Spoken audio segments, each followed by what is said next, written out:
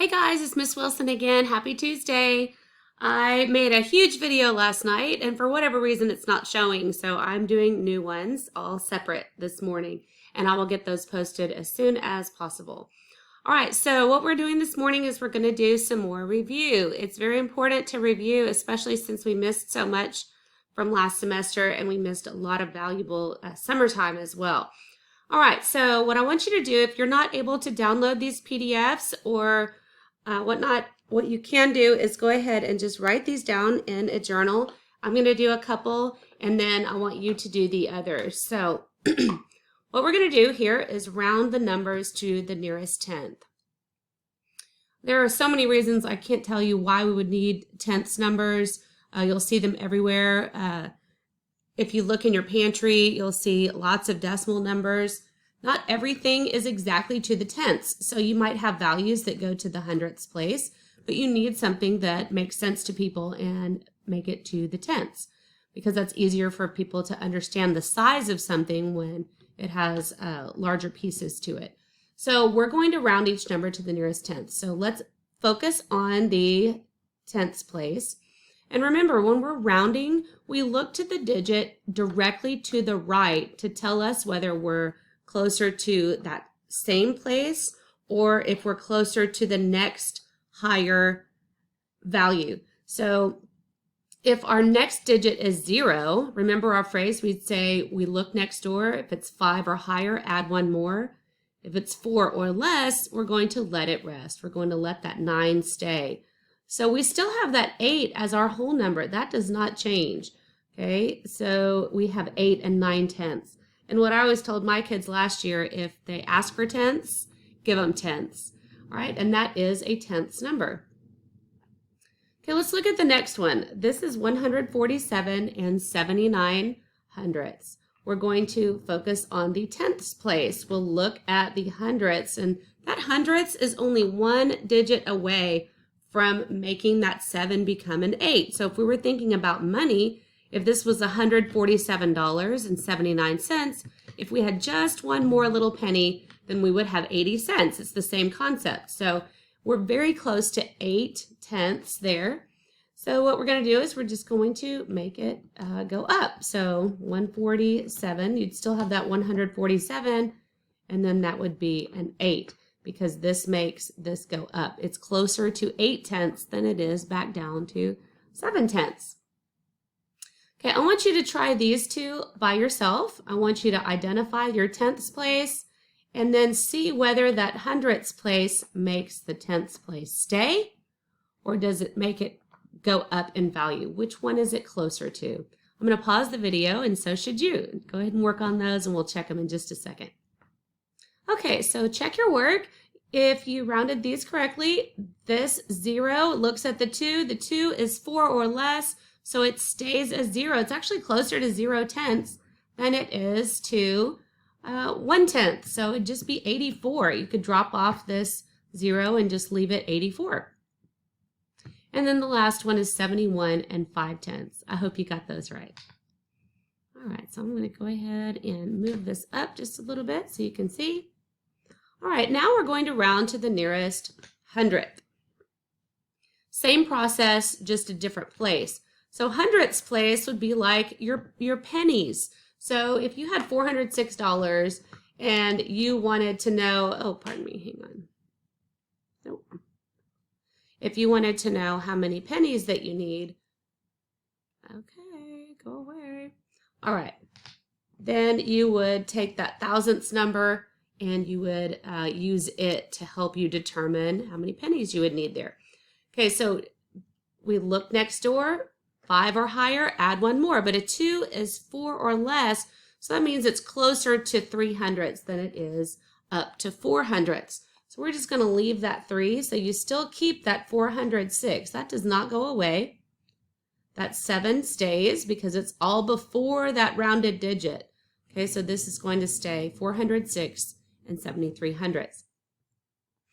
So this one's a little bit more confusing. I want you to see if you can guess this. Okay, we look next door. That's a 6. We're going to raise the score. Some of y'all said raise the score. But what happens to a 9 when it moves up 1? Well, it becomes a 10. but you can't put a 10 in one place value position. Again, let's think of money.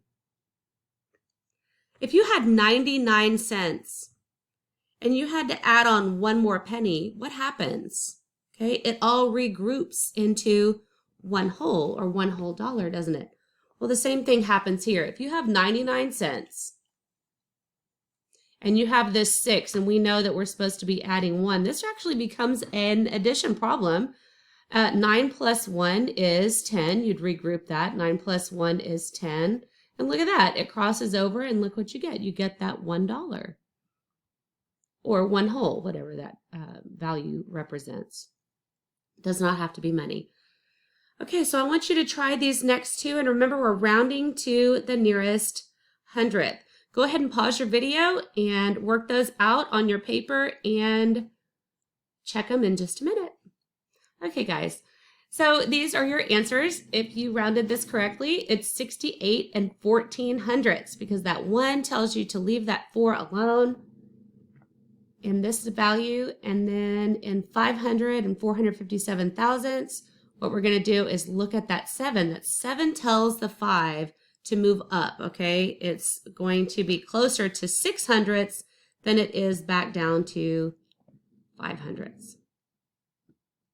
All right, so the next thing we're going to do, I'm going to do 2 of these, and I want you to do the rest and then check your work. Okay, so what we're going to do is we're going to use comparison symbols to compare these values. It's very important to know which numbers are greater and less, and this will become even more important now when we start working in 6th grade with adding and subtracting negative numbers. So let's be very, very careful with this. Okay, the first thing that you should always do is look and see if you have whole number place value. If you have whole number place value, you can just compare these like normal. So 198 compared to 189. Well, we know that 198 is greater than 189, so we don't even need to consider our decimal values there. We just know those whole numbers work out easily. 198 is greater than 189. So we put that greater than symbol there. Now this one's a little more interesting because we have 2 whole numbers that are exactly the same. So we can't use the whole numbers to compare these 2 values. What we have to do is go to the decimal place values to find our proof. Okay, what I always told my kids last year, you need to find your proof. Okay, so 7 in the 10th place and 7 in the 10th place. Well, wait a minute, those are the same also. So you can't compare them yet. So let's look at our hundredths place though. We have a 7 and we have a 6. Now those do change. Those are our proof place values. Okay, so we know that 7 in the hundredths place is greater than 6 in the hundredths place. So we can go ahead and put our greater than sign there because 7 is greater than 6. I want you to try this next one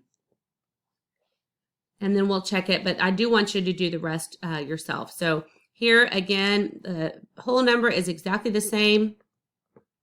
We then look to our decimal place value. Our 9s are the same. So where our proof is going to come, where our change actually occurs, is in our hundredths place. 5 is less than 6. So it doesn't even matter what these values are because thousandths are always smaller than hundredths. If you think of a puzzle, if you have the same size puzzle, okay, like the size of my little screen here, if you put that puzzle together and 2 puzzles ended up being the exact same size when completed, one puzzle had 100 pieces and one puzzle had 1,000 pieces. Think about that. That 1,000-piece puzzle, those pieces are so tiny, all right? So even a handful of thousandths pieces are smaller than 1/100th piece. So 5 is less than 6. We're going to place a less than symbol there. All right, so I want you to do the rest on your own. Come back and check, and we'll go on to our next video. Hey, welcome back. Why don't you check your work? Okay, if you got a greater than symbol here, you are correct because even though this has fewer digits in the actual number, does not mean that it has less value. And don't let this trick you because this is a 2 and this is a 6. Well, remember, place value determines the value of your number. So you could have a 9. You could have a whole bunch of 9s, but where they're placed makes the difference in our place value system. Okay, so a 2 in the hundredths place is always going to be greater than a 0 in the hundredths place. So this is greater. Okay, if you look at these two numbers, they look kind of tricky because what they did was they switched the places of these two digits. They just flipped them. So, but they are different. This is 6 and 9 hundredths, and this is 6 and 90 hundredths. Okay, you can just hear from the sound of it though that 90 hundredths sounds greater than 9 hundredths. Well, you're right. So when we read this though, from left, when we read this from left, oh no, I lost my screen. Okay, I put my hotkeys on there and it changed it. Okay, let's see, where were we? Okay, so these flipped in order, but this 0 is less than 9 any day and all day. So we read these left to right. This is a less than symbol. So 6 and 9 hundredths is less than 6 and 90 hundredths.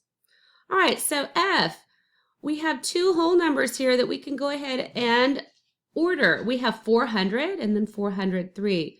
We could make them look similar by putting a decimal 0. Again, this is just review, so I'm talking through it a little quickly.